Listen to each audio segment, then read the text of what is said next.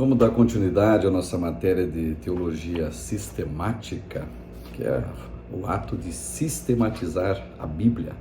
E são as doutrinas fundamentais da fé cristã.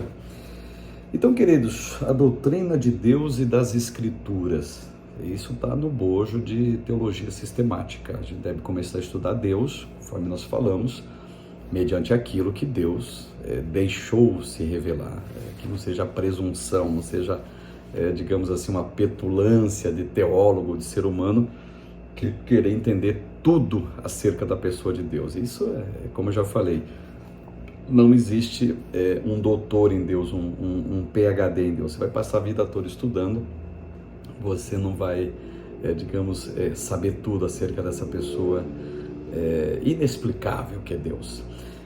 Aquela analogia que eu fiz na nossa primeira aula, naquele nosso vídeo, Deus é um oceano, e para a gente tirar a água desse oceano, a gente tem uma canequinha bem pequenininha, mas muito pequena mesmo, né, acerca de Deus. Então, quando a gente entende teologia, a doutrina de Deus e das Escrituras, a gente entende pelo menos 5 pontos interessantes. Primeiro, a revelação especial de Deus, que é as Escrituras, né? As Escrituras, ela revela de maneira especial a pessoa de Deus, por mais que a Bíblia deixa claro, ela não foi escrita por causa de Deus, para explicar Deus, não. Se tivesse um livro no mundo para explicar Deus, que tamanho seria esse livro? Vocês se lembram como termina o Evangelho de João? João dizendo o seguinte: olha, se fôssemos escrever tudo aquilo que Jesus Cristo fez, ensinou, todos os livros do mundo não conteriam para explicar o que Jesus fez aqui na Terra, o que Jesus é. Para pensar comigo.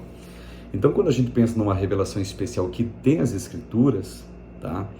Essa revelação é a pessoa de Deus, que se revela nas Escrituras mediante aquilo. Tem que ficar bem frisado toda hora isso daí, mediante aquilo que ele quis revelar-se, tá?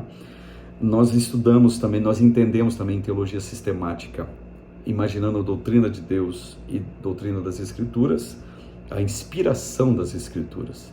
A inspiração das Escrituras, devemos entendê-la que ela tem uma inspiração plenária. O que é uma inspiração plenária? Toda a Escritura é inspirada por Deus, está escrito, Paulo escreveu. Quando ele escreve isso, que toda a Escritura é inspirada por Deus, ali ele usa o termo grego chamado theopneustos. Theopneustos, um termo grego que quer dizer soprada por Deus. Então Paulo escreve dizendo, toda a Escritura foi soprada por Deus. Então os escritores que se inspiraram para registrar aquilo que está nas Escrituras, até os conceitos históricos, não só proféticos. Tem gente que pensa que a Bíblia, só é palavra de Deus quando ela cita as profecias que tem nela. Profecias de Isaías 53, então é Escritura, porque ali é uma profecia. E outras tantas dezenas de milhares até de profecias que tem na Bíblia. A Bíblia só é inspirada por causa das profecias? Não. A Bíblia é inspirada pelo fato de homens que colocaram conceitos históricos, conceitos contemporâneos, conceitos evidentemente proféticos, poéticos, escreveram de maneira sistematizada o que está nas Escrituras, por isso que a Escritura ela tem a inspiração. Outro ponto da doutrina de Deus e das Escrituras em teologia sistemática, a existência de Deus. Deus, ele existe. Até digo mais, Deus não existe. Foi contraditório. Deus existe ou não existe? Não, a questão é que Deus é. Tem diferença. Um Deus que existe, Deus existe. Então alguém pode pensar, peraí, então ele existe a partir de um ponto, né? Então desse ponto para trás não existia Deus. Então já que Deus existe, ele existe a partir deste ponto. Não, Deus é. Em que sentido? Me permita que ele sempre existiu. Ele sempre foi. Gente, pensa comigo aí. Ele nada mais, nada menos é do que Pai da eternidade. Se Deus é Pai da eternidade, então quer dizer o seguinte, ele criou a eternidade. Então Deus é antes da eternidade. E quanto tempo tem uma eternidade? Aonde começa uma eternidade, onde termina a eternidade? A gente está falando de algo que não tem limite, não tem tamanho, não tem peso, não tem, digamos, um cronograma, não tem uma datação à eternidade. E Deus se apresenta como Pai da eternidade. Gente, o que é isso? Então Deus, ele não existe, Deus é. Agora, pelo fato de Deus ser sempre o que foi, ele falou para Moisés, eu sou o que sou. Moisés ficou naquela dúvida, os filhos de Israel vão me pedir, quem que me mandou aqui para libertá-los, para tirar aqui da mão do faraó? Só diga que eu sou o que sou, enviou-me até vocês, eu sou o que sou, nada mais. O que é isso? Alguém que não tem começo, alguém que não tem meio, alguém que não tem fim. Então Deus olha os acontecimentos futuros como se fossem agora. Deus olha os acontecimentos passados como se fossem agora. Inclusive Deus não tem passado. Dá para pensar nisso? Gente, eu estou falando de Deus, né? A minha mente finita, limitada, vocês aí também finitos, limitados, a gente está falando de Deus. Deus não tem passado. Não tem passado em que sentido? Deus, ele tem uma lembrança que ano passado ele teve isso, teve aquilo, há 1 bilhão de anos ele teve em tal lugar. Deus não tem essa neurose, me perdoe aí, tá? Essa neurose tão humana de contar o tempo passado e assim por diante, e por aí vai. Então Deus é sempre presente, ele sempre foi, Deus sempre será. O escritor aos Hebreus, Jesus Cristo é o mesmo ontem, não é um tempo. Não é uma datação de tempo, ontem, ao que ele é hoje, ele foi ontem. Se fosse isso, seria um ser humano. Então, quando a Bíblia diz que Jesus Cristo é o mesmo ontem, hoje, vai ser eternamente, está falando da sua, digamos, pregressão antes da eternidade. Onde colocar isso, gente? A nossa mente não vai. A nossa mente não alcança para colocar Deus num tempo em que a partir dali ele surge. Então, Deus não existe, Deus é. Então, creia que ele sempre foi, ou que ele existe. Outro ponto também, os atributos de Deus entram nessa questão, e a doutrina da Trindade também entra nessa questão. E Deus tem atributos comunicáveis e atributos incomunicáveis. O que é um atributo comunicável de Deus? Deus é amor, então você pode amar também. Deus é misericórdia, então você também pode ser misericordioso. Deus é perdoador, então você também pode ser perdoador. Deus é o quê?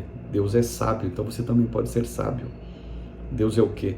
Deus, ele é uma pessoa que ama, então você também pode amar.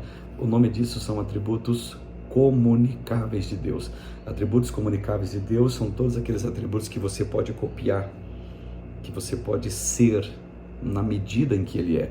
Paulo, ele deu essa, vamos colocar aqui entre aspas, facilidade para nós. Em que sentido? Paulo disse: sede os meus imitadores, como eu sou de Cristo. Então Deus, nos seus atributos comunicáveis, ele é um Deus que pode ser imitado. Imitado, pode ser copiado, pode ser seguido naquilo que ele ama, naquilo que ele é misericordioso, naquilo que ele tem paciência, naquilo que ele tem longanimidade. Então são os atributos que ele tem e que são comunicáveis a nós, seres humanos finitos e passageiros e frívolos. Então ele pode fazer isso. Agora Deus tem também os seus atributos incomunicáveis. O que é um atributo incomunicável de Deus? Um atributo que ninguém pode ter, que ninguém tem. Homens não têm, claro que não. Anjos não têm, demônios não têm. E quais são os atributos incomunicáveis de Deus? Por exemplo, a sua onipotência. Ele é todo poderoso. É um atributo incomunicável. Ninguém pode ser poderoso igual Deus é. Deus é onisciente. Ele sabe todas as coisas em todos os tempos, em todos os momentos, de maneira antecipada. E ninguém consegue isso. Evidentemente que não. Demônio tem isso, anjos têm isso, homens têm isso. Coloque o homem mais sábio que tem na Terra aqui. Dizem que o ser humano usa apenas 25% da sua capacidade cerebral. 25%. Então quer dizer o quê? Que tem 75% da área cerebral do ser humano que não é acessada? Sim, é verdade. A ciência diz isso. Então como que ele vai ser onisciente? Não vai ser, evidente que não, porque é um atributo incomunicável de Deus. Outro atributo incomunicável de Deus é a sua onipotência. A sua onipresença. Onipresença. O que é isso? Deus está em todos os lugares ao mesmo tempo. Anjos não são onipresentes. Demônios não são onipresentes, mas Deus é onipotente, onisciente e onipresente. Atributos incomunicáveis é só Deus que tem. Ou seja, ele pode estar em todos os lugares ao mesmo tempo. Isaías escreve: eu sou Deus de perto, eu sou Deus de longe. O que a Bíblia quer dizer com isso? Que ele está em todos os lugares, ao mesmo tempo, com esse atributo que ele tem incomunicável, chamado onipresença. Deus é onipresente. Nesse ponto também, como doutrina e como teologia sistemática, temos também a doutrina da Santíssima Trindade. Claro, temos que deixar bem transparente isso. A palavra Trindade você não encontra na Bíblia. Ela não está na Bíblia. Nós vemos momentos no Antigo Testamento Deus se revelando, e dá para entender, parece que é apenas duas pessoas. Nós vemos momentos no Novo Testamento, parece que se desenvolveu mais no Novo Testamento a ideia da triunidade de Deus, tá? Em Deus Pai, Deus Filho, Deus Espírito Santo. Antigo Testamento me parece que a ideia de um filho não aparece. Aparece mais a questão da parte Deus Pai e Deus Espírito Santo, Deus Senhor e Espírito Santo. No Novo Testamento não se revela isso. Então a doutrina da Trindade, ela é envolta em mistérios ainda, mas é muito claro isso, muito claro. A gente vê vários textos nas Escrituras, Jesus se dirigindo a Deus, Jesus sendo ajudado pelo Espírito Santo. E o que é interessante, o que o Filho tem, o Pai tem, o Espírito Santo também tem. Então os três são os mesmos em essência. Agora observe, é um Deus que se revela em três pessoas, sendo um único Deus. Então a Trindade seria assim, se fosse uma soma matemática, é 1 mais 1 mais 1 igual 3? Não, igual 1. Então quando se abre o céu, por exemplo, a Bíblia diz, assentou-se Jesus do lado direito da majestade nas alturas. Opa, tem um segundo trono para Jesus sentar? Não, o céu só tem um trono e Deus se assenta ali. E nesse trono está assentado o Pai, o Filho e o Espírito Santo. Ah, mas não dá para entender, é muito complicado. Nós estamos falando de Deus. Se a gente falar de Deus, já é complicado, já é diante daquilo que Ele revelou. E o que fala então da Trindade? Né? Isaías 61, olha só que coisa interessante. O Espírito do Senhor, Jeová, está sobre mim. Então ali tem uma pessoa falando. Tá? Falando do Espírito Santo, do Senhor Deus. E você sabe muito bem que Isaías 61 se cumpre na pessoa de Jesus, em Lucas capítulo 4. Quando Jesus vem do deserto, entra na sinagoga, ele pega essa escritura de Isaías que estava dita ao seu respeito. O texto do Evangelho de Lucas diz que ele estava falando ao seu respeito. Ali estava falando nada mais, nada menos do que a Trindade. Ela existe, ela é vigente. Jesus deixou claro a forma batismal. Batiza em nome do Pai, lembram disso? Do Filho e do Espírito Santo. Aí está a Trindade. Então a existência da Trindade, a colocação de uma primeira pessoa, de uma segunda, de uma terceira, ela foi sancionada, ela foi aplicada pela própria pessoa de Jesus. E isso está no campo da teologia sistemática. E se está no campo da teologia sistemática, é doutrina bíblica, que não deve ser feita uma confusão ao estudá-la, mas deve ser, sim, como eu já falei, montar um corpo doutrinário para que possamos entender de maneira sistematizada o que realmente é a Trindade, a Santíssima Trindade. E evidentemente, está escrito na Bíblia também, citação de Jesus, não tem pecado contra a terceira pessoa da Trindade. Não tem perdão ou pecado contra a terceira pessoa da Trindade. E você já parou para pensar o que é blasfêmia contra o Espírito Santo, um pecado imperdoável? Bom, pelo texto que a gente leu, pelo que a gente entende do que está revelado nos Evangelhos, pecado contra o Espírito Santo é você atribuir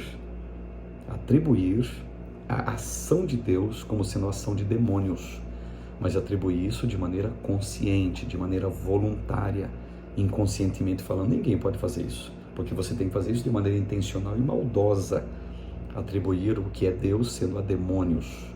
E aqui eu faço uma breve ilustração para vocês.